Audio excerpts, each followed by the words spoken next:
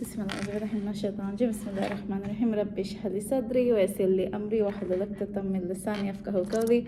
So as you guys know, before the semester ends, whenever we have with the halaqas, I try to do it every time there's something that's happening, and then I try to connect one of Allah subhanahu wa ta'ala's name that resonates with that situation. So right now, since it's gonna be exam week, exam is very near, right? We only have I think 2 more weeks, like next week and then the week after, and then the week after is gonna be the exam week, right? So during the end of the semester, when we think about our needs, right? When we have these big situations coming up, right? Especially when it comes to exam, we get so nervous. We get so we get so anxious. Did I do everything on time? Did I do my projects on time, right? We have so much anxiety over the situations. We have so much nervousness that am I gonna do good or not, right? So we have these needs, right? Emotional needs that needs to be met, right? When it comes to we need to be reassured whenever there's a big thing or sudden situation happens. We need someone to reassure us that it's gonna be all right, you're gonna be good, you're gonna be fine, right? Usually some of our friends, our family, our parents, they do that part. They are it's okay, you're gonna do good, just study, you do go about it and as in have a routine, study this amount in a day, right? So when we have those moments, I wanted to connect to one of Allah subhanahu wa ta'ala's name that kind of gives us that reassurance in those moments, right? So the name that I'm going to talk about is going to be Al-Samad. As-Samad means that he's the ultimate refuge, right? So what do I mean by refuge, right? Refuge is something that you take shelter in when you have something coming in, right? Some big thing that it's going to shake you. You take you take refuge in a way that when you think about it, if there's a big storm coming up, right? And you're what, I don't want to get wet, or I don't want to take if it's raining, right? You take shelter inside a building, right? So you're taking refuge in that building, and that building becomes samad to you at that moment, right? And Allah subhanahu wa ta'ala is as-samad. He's the ultimate refuge, right? So before I start, I always ask this question, right? This every time, what is this? What is that? So today's talk, I wanted to ask this one question, is that how is your semester looking? At the end, what is your reflection about your semester? Was it a really good semester? Was it a really not so good semester? You had a lot of a lot of things happen outside of classes wise, you've participated in something, or you achieved something you didn't, right? So let's say for me this semester I'm doing a lot of research. I didn't do that much research last semester. I only was in 1 lab. Now I'm in 2 labs, and there's a lot of club wise too, with the MSA, I'm gonna do the MC for the Falbanka today. So we have a script today, and then we practicing, I'm going over it. I've never done MC before in front of a big crowd, right? So it's gonna be a lot of fun, but it's something that I never did before. But semester wise, I want to hear from you guys, if you guys are doing anything new, or your semester is not going well, classes wise, or how is your next semester is gonna look class wise, right? So for next semester, I wanted to get into 2 of my classes, and one of them got booked, so I couldn't get into that. So I'm just saying too, for you guys to just tell me if it was a good semester, bad semester, or what is your next semester is gonna look like. So I'm gonna start from you. You're gonna say me your name, and they're gonna tell me how is your semester looking, or how has it been for this end of semester reflection. So I just wanted to hear from you guys. Sure, I'm Rajala, and this is my first semester at Stony Brook as a master's student, and I really liked it. I liked it a lot more than I thought I would actually. I thought I'm legitimately something I was gonna do because I don't have options left, but actually I really like it. Right. And are you here for a year, or do you do Should be 2 years. 2 years? Okay. And then how do you like the campus so far? Your classes? Well, the campus and the community is very nice. I wasn't expecting to make a lot of friends, but my program was really nice. Everyone there is really friendly, so I made friends, which is great. That's really nice. Yeah, to just adjust in a new environment. Yeah. Yeah, it helps a lot. And I started doing research for the first time. Well, I guess I'm not doing the research yet. I'm just shadowing for now. But I learned a lot of stuff. I learned how to culture cells, which is exciting. You're right. That's interesting. Yeah. And the classes are good, except for this one where that was so out of my Comfort zone. Yes, very much so. Yeah. My background is very biology. This is very advanced physics and math. I'm like, okay, you have to like, what is that? because you're usually like studying like, like human body or anything like, something Yeah. like that. And I'm good at math, but I need to like be taught How to do it, right? Yeah. And then you just go into that class and they expect you to already know like certain things before you start the math. Yeah. Yes, but alhamdulillah, I think I'm probably gonna get a good grade in it anyway because the teacher's very lenient. That's really good. Yeah. When the teacher is really nice, like if you submit something later, like something happening with the grade, you can go to them and ask them questions, right? He Yeah. empathizes with those of us who have strong biology backgrounds and don't know how to do this stuff. So They just like your professor goes and teaches you like something like takes extra time, office hours. he tries. But that's nice to have like a lenient professor. Yeah. Like when you have a good professor, your class just instantly becomes like better. Like you want to go to that class every day, right? Yeah. So yeah, that sounds good. Yeah. So, good semester. Yeah. What about next semester? How is it like looking like class wise? Hopefully I will be. It won't be anything out of my comfort zone too much. Yeah, the class I signed up for, they look pretty They're good. pretty good. And for you to do, you have to do it from like in solar and like do you have enrollment that like us? Yeah. Okay. So it's kind of like the same process. Like you have a date and you go in and you take the classes that you want. Okay, sounds good. All right, so we're gonna move on to you. This is your first semester, right, in Stony Brook? Just both of you guys, it's like your first time, right? Did you do your undergrad here or no? Okay. So both of you guys are like, yeah. How is it looking like first semester? You did a lot. Like when I think about it, like as a freshman, you're doing mashallah. Socially, I love Stony Brook. Okay. I made so much friends and Mashallah, that's really good. like they're gonna met every week. Mhm. But academically, I'm struggling. So Oh, bad. no, that happens most of the time, right? Like when you think about it. What's your major? I'm a bio major. Bio major, okay. And then you're taking the classes like prereqs you have to take. Yeah. Okay. I could have taken Calc B Mhm. to fulfill my 1 year of math, but I took Calc 2 instead. Okay. And I failed my last exam. Like, Oh I'm so no. pumped for this You're class. right. Sometimes it happens. Like you just don't expect to do like good, yeah, especially with the math class. Everybody suffers with the math class. Like I have so many homeworks due and I have to do them before the final exam. And I'm just like just procrastinating on them. Like I'm gonna do them. Like before exam I have time. I have the Thanksgiving break, but I have to get to them because I need to learn them to do my exam, right? But yeah. How is it like overall? Just the math class, or is there anything else, like any class that you're? Like, everything in general, because like in high school, I was Mhm. like top 10 of my class. Okay. And then when I came here, like, I'm like at the bottom. Oh, you're like seeing like wait, like you were at the top. You're like now you're like wait, I'm the one who's struggling. What's going on, right?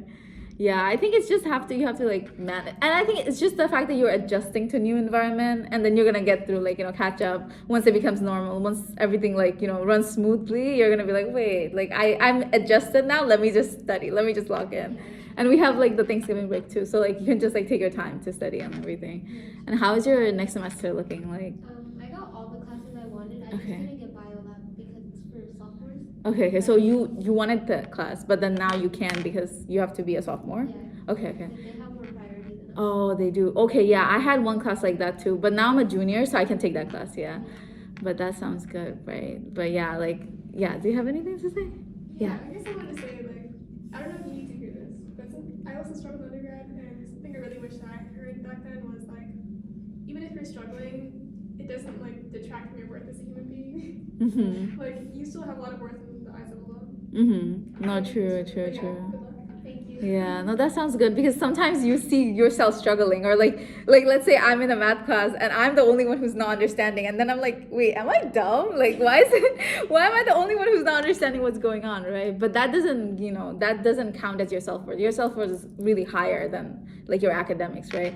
I think like for me, like I'm doing this one research about like women in STEM, so who are like women who are STEM major, right? Especially in university, they have this imposter syndrome where they think that they don't belong in that major because they think it's more like male dominant. So it's like more people who are like male, they're doing better than the like the like women. So they're like, wait, do I belong here? So we're like studying, we're doing like a research on that. Like, do they feel imposter syndrome? And if they do, what are they feeling? Like, what are the things that they think that they're not worthy of? So it's a lot of like self-worth. They think that, oh, I don't belong here, or like maybe I should start over. Like, is this for me? That's one of the questions everybody asks. They're like, is this for me? Like, do I even like am I capable of studying this? Or even if I study, do I have value, right?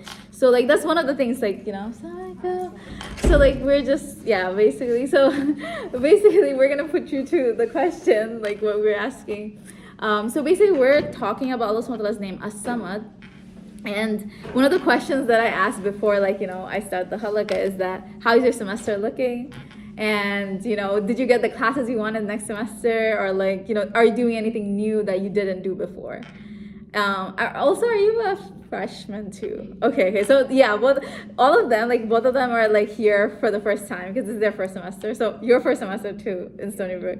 So like, how do you like it? Do you liking the environment, or like your classes wise, like your classes are going good, or like how is it looking like for you next semester? Like, do you got all the classes you got like you wanted? I didn't get one of the classes that I wanted, but is it like a good is it a good semester so far? Is it like not so good? So, your name first. Your name, yeah, yeah. I'm Hannah. Or Hannah. We'll call me. Yeah. But this semester I feel like it's been pretty good. Alhamdulillah. If I just stay consistent with Right, everything, right. then like Everything's gonna be fine. good. Right. Yeah, there are some difficulties here and there. My classes for next semester, I got all of them. All of them. That's nice. MashaAllah, that's really good. Something new that I'm doing next semester. I like this semester too. Like, are you doing anything new?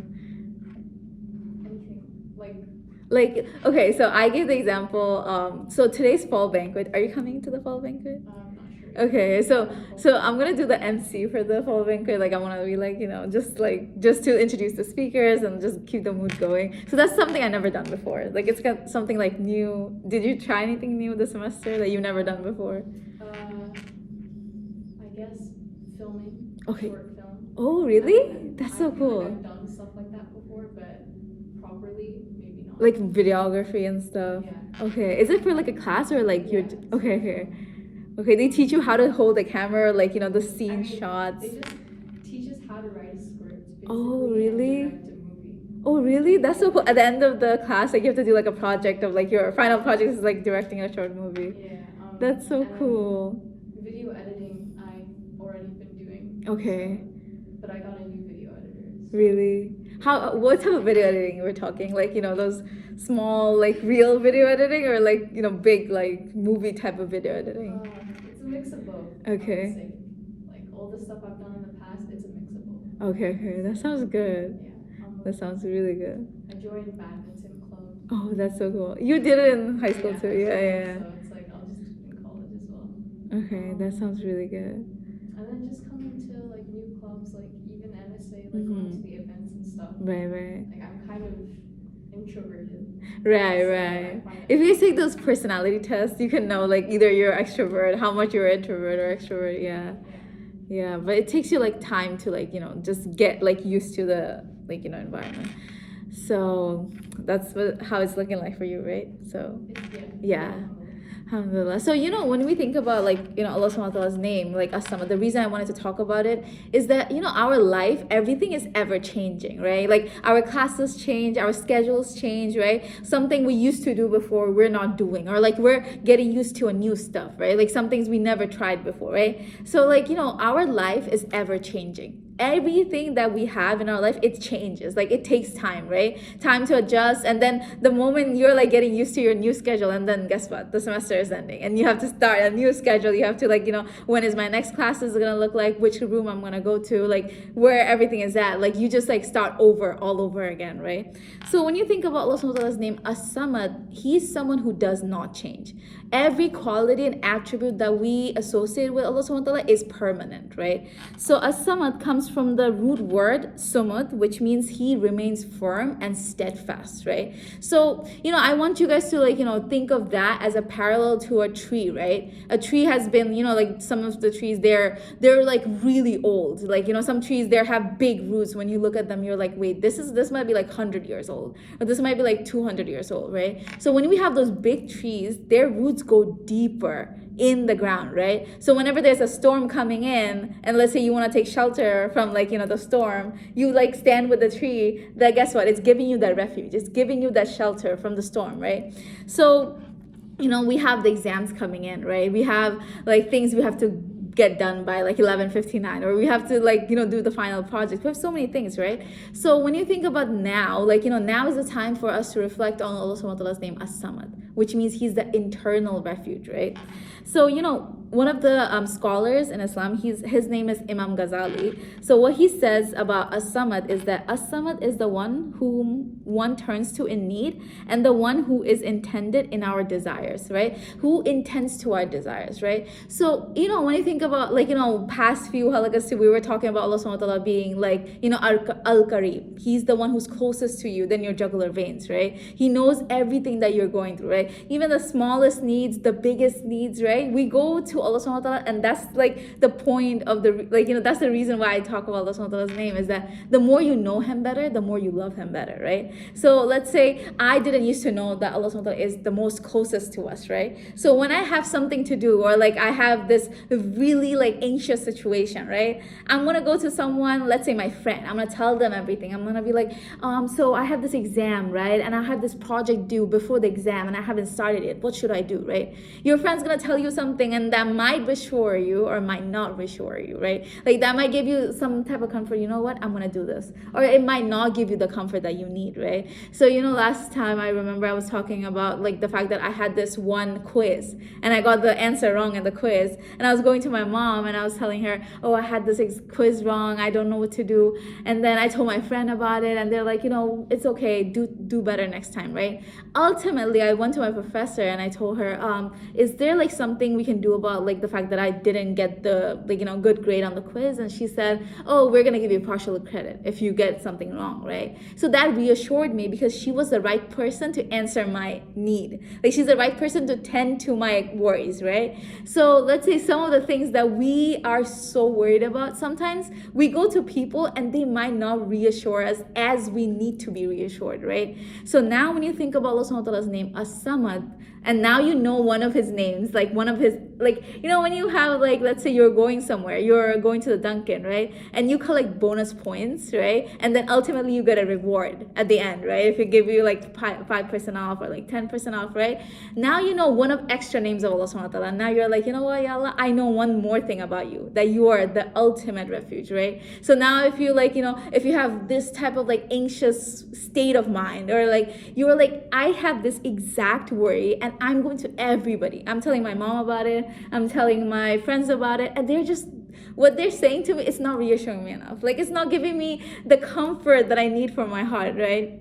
Sometimes we have those exams, big exams, right? And if we don't do good in that exam, we might have to retake the class, right? We have this big worry, and we're I'm starting it, but I don't know what to review, right? Sometimes we have those which topics I should review, right? So you let's say you go to your TA, and the TA might be oh, you have to do this topic, you have to do that topic, right? We go to TAs, or we go to the professor because they know about this class better, right? They know about the subject better, right? So who's the one who knows more about our life than us? Allah subhanahu wa ta'ala, right? So anytime you have those big worries, we have those anxieties, we're I don't know what to do in this situation. I have this project due at 11:59, I didn't start yet. Or even, it could be any life situation in general, right? It could be you're commuting and your car broke off, and maybe the road is closed, right? I have one of my my manager for my work, she's gonna leave early today because her road that is close to her house is gonna get blocked until 5. So she have to leave early, otherwise she's gonna she has to take another road. So for her, this road that's gonna get blocked, she have to take measurements, right? So for us too, sometimes some things happen in our life that is unexpected. Sometimes maybe our computer doesn't work and we have to get it fixed, right? And then during the time for us to get it fixed until the time that we have to submit the project, we're anxious. We're I don't know what to do. My computer is not working, or my internet connection is slow, and I have to submit it on time, right? At those moments where we feel the most nervous, we feel the most anxious, right? Those are the moments you have to go to Allah subhanahu wa ta'ala. You have to tend to him. You have to tell him your need at that moment, because he is samad. He is as-samad, which means he's the one who's going to give you that refuge. He's the one who's going to tend to your needs when you are mentally a little bit anxious. You're mentally a little bit unprepared for the situation, right? So we also have sometimes we need when you think about our needs, right? Our needs could be we eat, We have physical needs. And we also have intellectual needs, right? Sometimes we need that, like, just like I was saying, like, that one thing that connects Allah subhanahu wa ta'ala's name as Samad is that he's the one who gives us that intellectual reassurance, Sometimes we need that, like if you guys have ever felt this way, like, when you have this like big thing and you want this, right? Like I want to do really good in my Psych 339 exam, right? And then before that exam, I'm like, yo, I have to just do something. And I wake up for tahajjud, or like I do like, just sit down and make dua, right? And I'm like, ya Allah, please allow me to do really good in this exam. And after that, you feel certain like amount of peace in your heart. You're like, I feel something like good in my heart. I feel like something changed, I feel more focused now, right? Who's the one who does that for you? Allah subhanahu wa ta'ala. He's the one who does like, gives you that internal peace that you didn't even know you needed, right? Or he gives you sometimes, you're like anxious about this computer thing. Like, just like I mentioned, you have this computer, it's broken down, or the CPU, if like it's the desktop, the CPU is not working, or something is happening, right? And you're like, I don't know what to do, right? And you make dua, and suddenly guess what happens? Your friend calls you and they're like, oh, I have a spare laptop, you can use it, right? Sometimes he gives us like, he gives to us like, ways that we can solve our problem where we didn't even think that way existed. One thing about like Allah subhanahu wa ta'ala, right, that one thing Rasulullah emphasized on is that, if you go to Allah subhanahu wa ta'ala with full trust, right, he's gonna provide for you just like he provides for a bird. And what is the example for the bird that Rasulullah is saying? He's saying basically that, birds, what happens for the birds is that they go out of their nest, right? They go out of their nest without thinking where they're gonna get the food from, right? For us, like, some of us are really like, we're so put together. We have those schedules, right? Oh, 9:30 I have this class, 10:30 I have this meeting, and then 11 to 4 I have work, right? We have our schedules fixed. We know where we're going. We know which class we're going, right? We know what we're doing for the day, right? For the birds, they don't have a schedule. They don't know what they're doing. They don't even know where they're gonna fly to, right? They don't have a set location that they're gonna go, and oh, my food is gonna be right there. They don't have a canteen. They don't have a cafeteria, right? They don't even know where they're gonna like, get their next meal from, or even if they're gonna get any meal at all, right? But they have this like way of living because Allah subhanahu wa ta'ala is the one who created them, right? Allah subhanahu wa ta'ala is the one who provides for them from ways they never thought. Right? Like for them, they just go out and, they come home, like, their nest, they come home with a full belly, right? Like, have you ever seen a bird dying from hunger? No, right? Every bird that goes out, they fly, somehow they find food, and then they come home, like, their nest, and then they go out flying the next day, right? So Allah is the one who creates those birds, and he knows exactly where they're gonna get the food from, even though the bird doesn't know. The bird it's flying. That's all it can do, and it flies, right? For us, what Rasulullah was saying is that if you have that full trust in Allah subhanahu wa ta'ala, that Ya Allah, you're the one who's gonna provide for me, you're the one who's gonna give me way out from this problem that I'm having, he's gonna give you that problem, like way out, right? He's gonna provide from you from ways you never knew that way existed. Like he's gonna provide from you from a place you never expected. So what does that mean, right? Like you go out as in like you have this big problem, or it could not be even a big problem. It could be like opportunity, right? Let's say, like what example can I give? Okay, so one of my classes I was taking EXP. It's like a extra like higher credit class. So for that class, I needed credits. Like I need credits for like higher I think it's like an upper division credit. So I didn't know which classes to take, right? And I was looking for it, and I think the time went by. So like after a long time, like after the time that I had to enroll in classes, I was just looking for ways to like where do I get like how do I get an upper division credit class. I didn't know anything about that at the time, right? So one of the I think she's a dean of the major. So she sends out these weekly emails every week, right? So she sent this email out about this one class that is like an upper division credit, and it's basically about writing about your life. So it's basically like a memoir style class. Every week you write something, and you like at the end of the class you have to like write a whole memoir about your life. It could be about anything you want to write, right? And that class I didn't even know existed, right? But I happened to check my email one day and I found that. I was like, wait, let me take that class. So I emailed the professor, they gave me permission, and I took that class last semester. Last semester. So what happened was I was having like a good time in that class in a way where basically I was writing about my grandma and how we used to read about books. So, like I didn't know that this class even existed. I had no idea. That class didn't show up when I was looking in solar, right? So, like Allah subhanahu wa ta'ala will give you like a way out or like an opportunity that you never expected, right? Sometimes we want to do like research. We want to do something extra, like extracurricular things, right? And we're like looking for ways to like, get into this lab. We're looking for ways to like get this job. We have so many things we need, right? Sometimes when you think about like, way out, you don't find the way out. You're like, I don't know how to do this. I don't know how to get this job. I don't know how to get more lab opportunities, right? But Allah subhanahu wa ta'ala, being a samad, is the one who gives you refuge. He gives you that reassurance, and he gives you a way out from a situation you never expected that existed, right? Like, he's gonna give you a way out. Like, when you think about Musa alayhi salam's life, right? He's someone who was basically, like, if you know about his life, he's someone who punched a person and the person died, right? And then he had to go out, and he was basically a refugee, like a if you guys know about those deserter, like those military people who like basically run away from war, and they're basically a criminal now because they're basically, the whole nation is looking for them because they ran away from war. I think they're called deserter, if you guys know about it. So like basically Musa was basically a criminal to Egypt because he punched a person, the person died, and now he's in another country. He doesn't know what is going to happen. He doesn't know how he's going to come back, even if he's going to come back, or how he's going to get a food. He didn't pack a bag and leave. He didn't even have a luggage with him, right? He just left because he was panicking. He's like, I don't know what to do. Pharaoh's going to look for me now. He's going to punish me. And this situation he's not going to understand, because what he did was basically he saw this injustice happening. To him it looked like it was an injustice, and he punched the person because that's what he thought was right. And then he left the country, and he didn't have anything with him. He didn't have when we go out, we obviously if we're going to like a vacation, we always have our bags packed. We have our schedules ready. We're like, oh, I'm going to stay here, I'm going to do this, I want to meet this person, I want to meet my friends, I want to meet my family. We have this like a routine of what we're going to do. But with Musa alayhi salam, when he left Egypt, he didn't have anything. He didn't know what he's gonna do.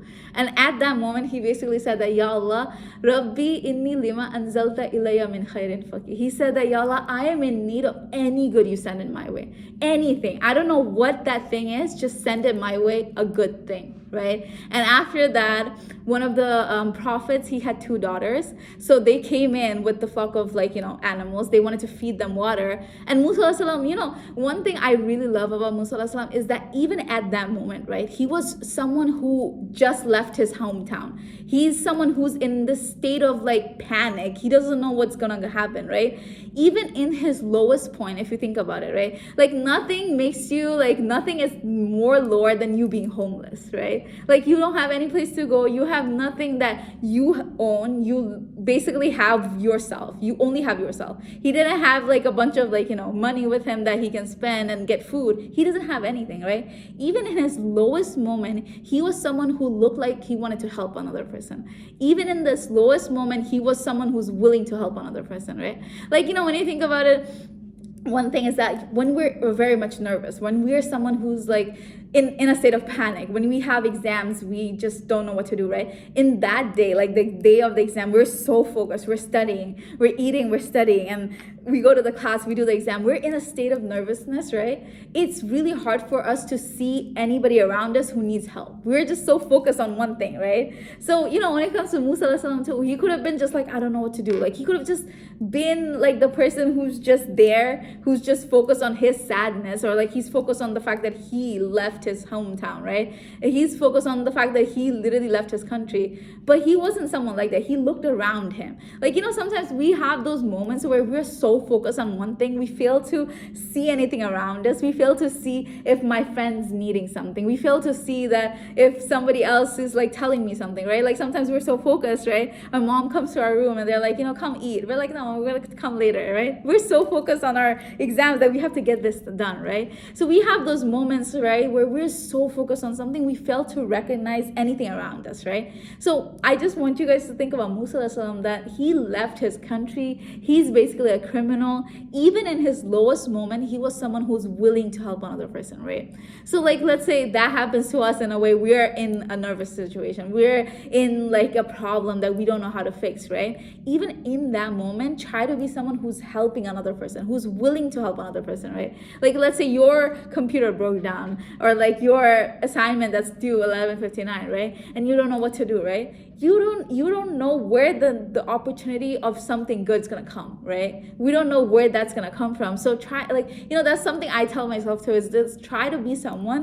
who's willing to help another person, even at your lowest moment. Even when you're struggling, try to be someone who's gonna give comfort to the other person. Even in the moment that, let's say, we are suffering, we're like, I have exam, I don't know what to do, right? Maybe your friend needs someone who's just gonna be there for them. Maybe your friend, someone who's going through a lot. You can be like, what's happening? Like, are you okay, right? Like, we just, like, try to be that person who's gonna be there for the other person, right? So one thing would happen with Musa is that, like, he literally saw these two girls who was like struggling with the animals, and he went to them and he's like, what do you guys need? Do you guys need anything? Like, can I help you with something? And then they said that there's a bunch of people on the like river, and because of them, and they have such a big, like, animals, there's a big crowd in front of the river, so they couldn't go there and feed their animals. So Musa saw that and he's like, okay, let me take this animal and let me just, like, feed them water. And he took those animals, he fed them water, and he brought it to them. And those girls, and the fact that, Musa wasn't someone who just went to them and be like, oh, can you help me in return of what I did to you? I'm basically homeless. He didn't say anything about himself. He didn't really, like, he was someone who just helped them for the sake of helping them. He wasn't asking anything in return. He was someone who's just like, you guys need the animals to be fed. Okay, there you go. But they saw Musa's personality as in, like, oh, this man is so, like, honest. He's so nice. He didn't ask anything in return. He could have been like, I fed the animals water. Can you give me some money? He could have, because he could have just used that situation to be like, can I have something in return? Like, he could have asked something in, like, just to, like, in reward, like, can I get something in reward? But he didn't do any of that. He just helped them and he went about his way. And those two girls, they went to their father and they're like, I think we saw someone who's really, like, his personality is really good. Can we have, like, if we need someone, because they were in need of a worker. So they hired Musa to look after their treasury or whatever they had, right? Like animals.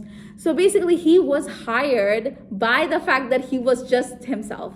He was being himself. He wasn't trying to be something extra. He wasn't like, oh, I can help you guys, but in return, can you give me this, right? He was just being himself. He was in a state of need, but he didn't ask them for a need. Who did he ask? Allah subhanahu wa ta'ala. Before I told you guys the story, he was asking Allah that, Ya Allah, I'm in need of any good you send my way. And the fact that he was so much reliant on Allah subhanahu wa ta'ala, he was relying on Allah subhanahu wa ta'ala so much that he didn't tell those girls his need. He only told Allah subhanahu wa ta'ala, and that's it. Sometimes that's what I'm saying. Like, you just, like, sometimes we have those moments where we're like so in the state of need. We're like, I just need this. I need the comfort. I need this to be done. I need this to be fixed, right? We forget to tell Allah subhanahu wa ta'ala about it. We tell everybody around us. We don't tell Allah subhanahu wa ta'ala. We're like, Ya Allah, like, the first thing we need to do is that, Ya Allah, I just have this problem. You're the only one, help me with it, right? And then you go about telling other people. Then you can go about, can I have, like, this help? Like, you can go about, like, let's say you need, like, extra help with your math or anything. You can go to your TA and you can be like, oh, can you help me with this? Can you help me with that, right? But before we do that, the first person, the first one that we should go to is Allah subhanahu wa ta'ala. We should tell him that, Ya Allah, I'm struggling with this, Like, sometimes we struggle and we tell everybody around us but Allah subhanahu wa ta'ala, Because one thing Rasulullah said is that, tell Allah subhanahu wa ta'ala your biggest worries or even your smallest worries, the size of a shoelace. Our shoelace breaks and it's such a small thing. We don't even think about mentioning to Allah subhanahu wa ta'ala. Like, we only go to Allah subhanahu wa ta'ala about our big worries, right? Go to Allah subhanahu wa ta'ala even for your small worries. Like, you had a bad day, just go to him and be like, oh, I had such a bad day. I hope tomorrow's a good day. Or even sometimes, sometimes what I do, I don't even have to tell him if I need anything. I just tell him my day. I'm like, Allah, today was a really good day. Today wasn't a good day. I saw this person. I met my friend after a long time. I just tell him about my day, right? Because he is who you want him to be. If you want Allah subhanahu wa ta'ala to be your best friend, he's going to be your best friend. If you want him to be close to you, he's going to be close to you. Because that's what Allah subhanahu wa ta'ala said, that I am what my servant thinks of me. So if you think that, Ya Allah, you're the most closest one to me. You know, sometimes we have best friends. We tell the best friends everything, right? My friend, she knows about what I think about a certain thing.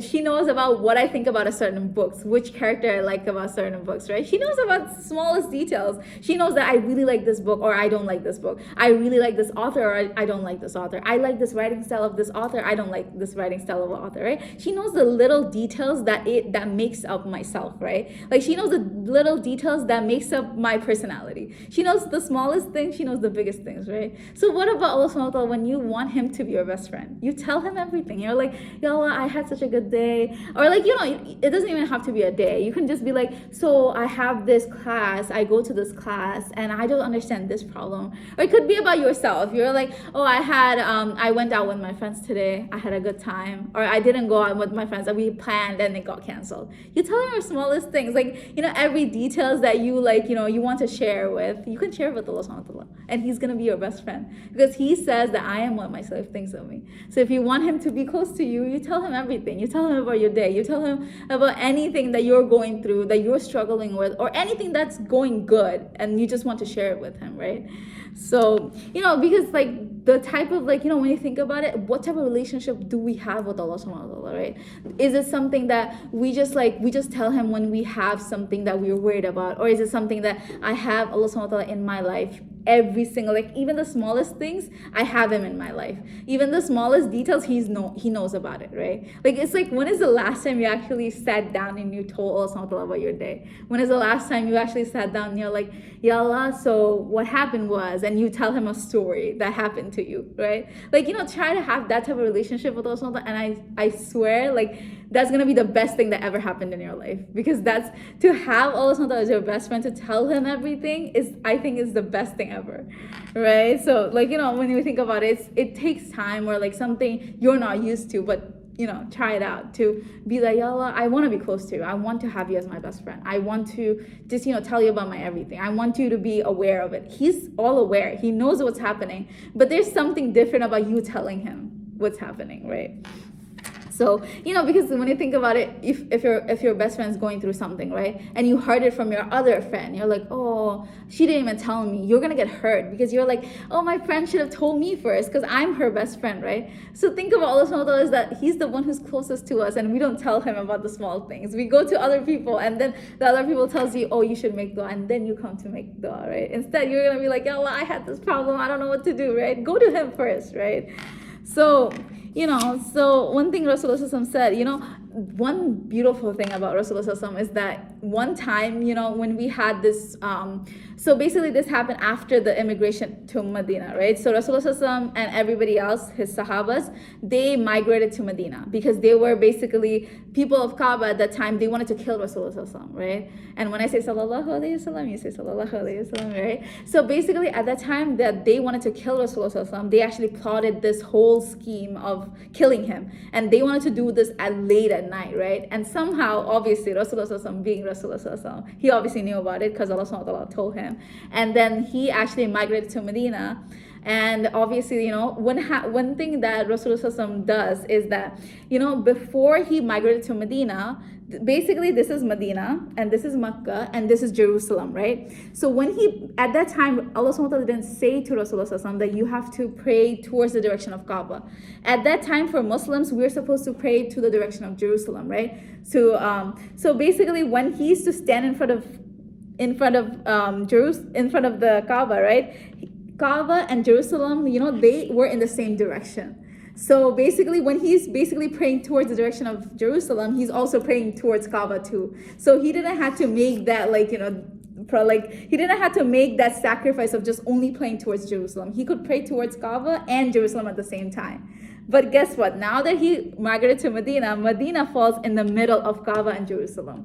So now if he were to pray towards Jerusalem, he has to only pray towards Jerusalem. He can't pray towards Kaaba. Because if he were to pray towards Kaaba, he has to face this way. But if he wants to pray to Jerusalem, he has to face that way. So basically, Medina is in between Kaaba, in between Mecca and Jerusalem. So basically, when he was basically praying in Medina, he had this whole he couldn't do anything about it. He couldn't just, because they were still commanded to pray towards Jerusalem. So at the time, he was obviously like, you want to do something. And then he was basically in this state of mind where he's like, I want to pray towards Kaaba, but I can't change it. Obviously, if Allah subhanahu wa ta'ala doesn't change anything, he can't change it himself. So all he did was just look up in the sky, and he felt this need of that, I wish I could pray towards Kaaba. He didn't even say to Allah subhanahu wa ta'ala, he just felt that. He was like, I wish. Like, in his mind, he had this feeling, right? But he didn't say to Allah subhanahu wa ta'ala anything.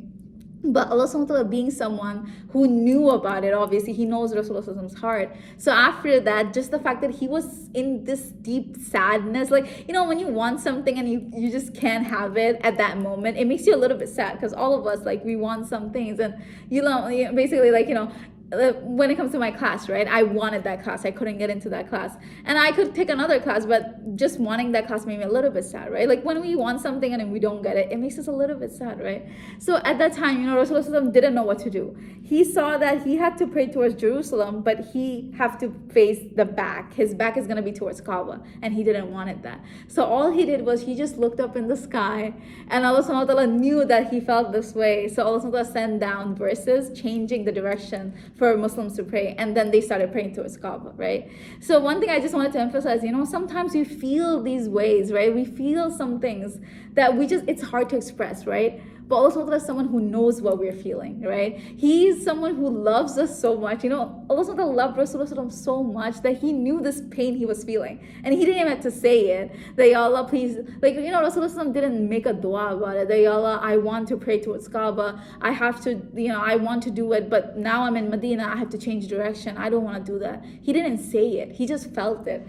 But Allah subhanahu wa ta'ala being ever so loving, and we covered one of Allah subhanahu wa ta'ala's name, Al-Wadud, in one of the halaqas before, that he's someone who knows how you're feeling in your heart, right? So when you feel that way, sometimes it's hard to explain, but go to Allah subhanahu wa ta'ala with it. Sometimes you don't have to ask him, you just have to, just feel like, Ya Allah, this is what's happening, right? Like, because Rasulullah didn't ask him, he just felt it.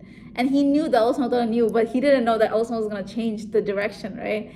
But just think about it, like, Allah subhanahu wa ta'ala being a samad, he is the ultimate refuge to us. He knows our situations. He knows us mentally. He knows what we're capable of. He knows what we can handle. He knows what we can handle, right? So just, like whenever we're faced with anything, or even if we don't even have to be faced with anything, we can just go about our day-to-day life and just make Allah subhanahu wa ta'ala one of the, make him present in your life. Tell him, like, we do obviously, we obviously pray, we fast, we read Quran, but just something extra is that having that relationship with him, telling him everything, or like, going about your day, just looking at the sky and be like, subhanallah, or like, seeing a beautiful flower and say subhanallah, or like, hearing something really good about your friend, like, mashallah, that's really nice, right? Who are you remembering first? Allah subhanahu wa ta'ala, right? Even on our good moment, like, it's basically like make Allah subhanahu wa ta'ala part of your day-to-day life, make him a part of everything. Like, even in your saddest moments, make him a part of it. Even in your good moment where you're like super happy, right? You got into the class, you got an opportunity, make him a part of it. Go to him first, like, Allah, I got this job, or I got this class, or I got this research opportunity that I was expecting. I don't know, I was gonna get it, but I got it, alhamdulillah, right? Make him a part of your day-to-day life. Even the smallest bits, even the biggest bits, just make him present in that moment, right? So, when that one story of Rasulullah, just him looking at the sky and also knowing it, and him changing the direction of the Kaaba, like changing the direction of the prayer, was one of my favorites. So I just wanted to add it to the halaqa today. So also I think we're gonna end it here. So what we do about the key takeaways is that one thing I want you guys to take away from today is that just go to Allah subhanahu wa ta'ala with your every need. It could be even small, it could be even big, just go to him, right? Go to Allah subhanahu wa ta'ala with your need, right? Like, just tell him first before you do anything else. You're supposed to do some things to solve the problem, but go to him before you try to do something, right? Like, go to him, because then he's gonna be part of your whole journey.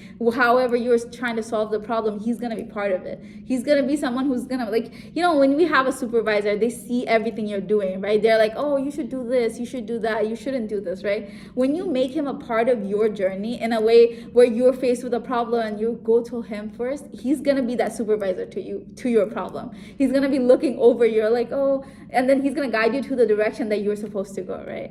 So, and also, it's one of the things I want to say, but I'm just I'm trying to think about how it is possible for you guys to also remind other people of Allah subhanahu wa ta'ala, right? It doesn't have to be something that you basically go to them and be like, oh, this is what you have to do. No, it could be something like, oh, look at the sky, it's so beautiful, right? Subhanallah. You just remind other people of Allah subhanahu wa ta'ala, because and one thing which one thing you think about is let's say I have this favorite character in a book, right? I love this character so much, right? Anytime I'm gonna talk to my friend or anybody who knows of this character, I'm gonna mention that character. I'm like, oh, look at this character, oh, this is what the character did, oh, this character liked this thing to do, or this character didn't like this thing to do, right? I'm gonna mention this character so much because I love this character and I want to talk about this character all the time, to the point where my friends could be like, oh, she's obsessed with this character, all she talks about is this character, right? So think about that their character being Allah subhanahu wa ta'ala is that when you love Allah subhanahu wa ta'ala, when you're basically obsessed with Allah subhanahu wa ta'ala, you're gonna talk about Allah subhanahu wa ta'ala every time you get it, right? You're gonna talk about him to some things you see a sky, you're like, subhanallah, look at that, how beautiful is it, isn't it so pretty, right? Or you see a beautiful flower, or some things your friend is struggling through something, you could be go to make dua, pray about it, maybe let's say your friend, someone who's going through a lot, you could be just recite his words, go read some Quran, right? You can just always be someone who talks about Allah subhanahu wa ta'ala more, right? So be that person in other people's life, right? And also when we think about du'as, right, we think about some things we are struggling with, or some things we want, right? But I want you guys to think about dua as in something, it's so big and you want it. Some things oh, I want to be the best doctor in the world, or I want to be the best teacher in the world, or it's something like that. We make dua, we have these high expectation, right? Some things we want to have, we have dreams, right? So when we think about dua as in oh, I have this problem that needs to get solved, that's when I make dua. No. It could be something you're dreaming of. You have dreams that I want to be this thing. I want to be a really good teacher. I want to be a really good engineer. I want to be this really pediatrician. I want to be a biomechanical engineer, something like that, right? We have these dreams, right? When you think about dreams, or when you think about that big thing you want to have, sky's the limit. You ask Allah subhanahu wa ta'ala about it, because he's the one who can give you, right? So when you think about it, just don't limit your du'as to some problems. Don't limit your du'as. Your du'as are basically sky's the limit for your du'as, right? You can ask Allah about anything and everything, and he's the one who he accepts our du'as, and he's the one who gives us the big dreams that we want to have, right? We want to achieve. And that's where I end here. And we're gonna make a small dua, and that's how we're gonna end. Inshallah, you guys can. Yes, you want to say something? Yes. Just this once. Could I request a personal addition to the dua? Personal addition, as in something I want us to pray for. Yeah, sure. You want to add it? Could you add it? Yeah, sure. What do you want to add? My friend has been very disabled for the past 2 years, but on Friday he has this doctor's appointment that I think is very promising. Okay. I just pray that he gets a treatment done. Okay, so your friend to get inshallah. So inshallah. And your friend disabled as in doesn't know is there any physical disability or Physical. Okay, and then the doctor that he's gonna go to, it's gonna sound it sounds promising. Okay, inshallah it works out. Inshallah. And when is the appointment today? Friday. Okay, inshallah. Okay. Oh, Ya Rabbal Alameen, Ya Dal Jalali wal Ikram, Ya Arhamur Rahimin. Ya Allah, our brothers and sisters in Gaza, Syria, Congo, Sudan, Uyghur, Afghanistan, Lebanon, Kashmir, wherever they're suffering, Allah, grant them Jannatul Firdaus A'la, allow them to reunite with their family members in the highest level of Jannatul Firdaus A'la. Ya Allah, allow them to remember their family members, allow them to only remember the good times, the good memories, and allow them to forget all the hardship, all the atrocities that they're going through, Ya Allah, and allow their reunion with their family members in the highest level of Jannatul Firdaus A'la to heal all of their wounds, both physical and mental. And Ya Allah, one of our dear brothers, he needs your shifa, Ya Allah. Ya Allah, allow him to be healed in the best way possible, Ya Allah. And Ya Allah, allow us to be the best version of ourselves, Ya Allah. Whatever problems we have, Ya Allah, we only go to you. And Ya Allah, you're the one who solves our problems. And Ya Allah, allow us to be the best version of ourselves. And I love to shine. here we